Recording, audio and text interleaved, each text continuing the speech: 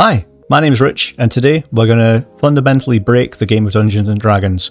We're going to create a massive super weapon on the first level with literally 5 gold's worth of equipment.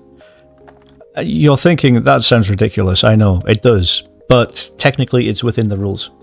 I'll explain why. In the rule set of Dungeons & Dragons, everyone gets a turn. That's only fair. You have 1 round of combat. Everyone gets a turn. If you have high initiative, you can go first, and low initiative, you're generally going last. But the important rule is everybody gets a turn, including NPCs, non-player characters. And these people can include peasants. If you have a small town, a village that has, say, 100 peasants in it, it sounds quite innocent enough. They're farming, they're making bread, or whatever they're up to.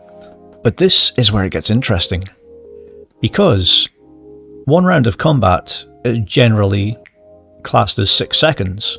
I think there's something in the rulebook. I'll put it up here if there is. But everybody gets 6 seconds in 1 round of combat to do an action and a bonus action. These actions can be something as complicated as casting a spell or hitting someone with your axe like 4 times. But for the normal peasants, an action can be taking a loaf of bread or a sword and passing it to the next person.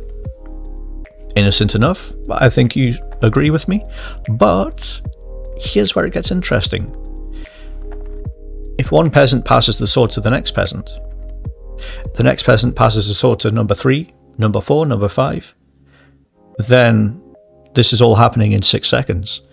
So it's getting faster and faster. There's more velocity.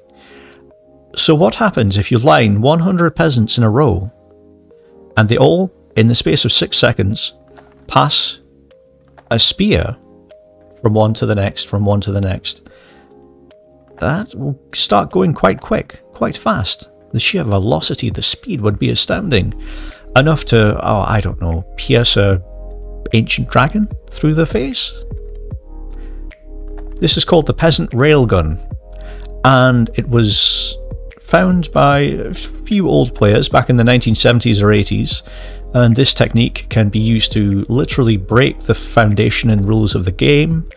And if you're a strict DM, then there's ways around it as well. If some cocky young upstart wants to try and use the peasant railgun to obliterate your end of level boss, then all you need to do is say, yeah, that sounds like fun. We'll line up 100 peasants, give them a sword, see how fast it can go.